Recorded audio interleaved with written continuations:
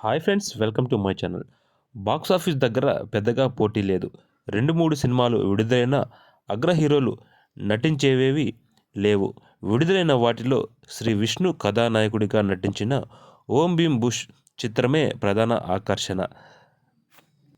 సామాజ వర్గమనతో నవ్వించిన ఆయన మరొకసారి కామెడీనే ఆశపెడుతూ ఈ సినిమాని ప్రేక్షకుల ముందుకు తీసుకొచ్చాడు. శ్రీ విష్ణుకి తోడుగా కామెడీ గ్యాంగ్ ప్రియదర్శి, రాహుల్, రామకృష్ణ తోడు కావడం ప్రచార చిత్రాలు ఆసక్తిని రేకెత్తించడంతో సినిమాపై మంచి అంచనాలే నెలకొన్నాయి.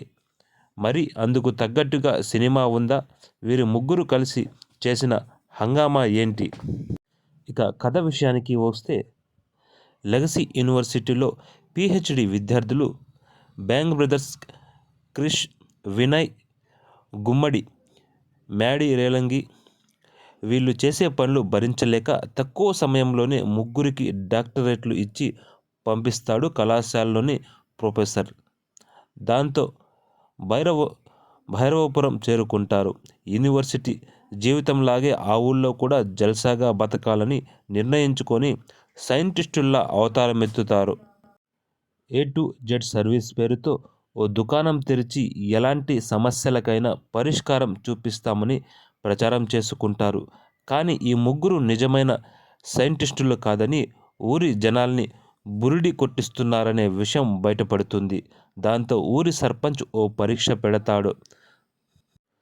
సంపంగి మహల్లో ఉన్న నిధిని కనిపెట్టి తీసుకొస్తే నిజమైన సైంటిస్టులని నమ్ముతానని చెబుతాడు.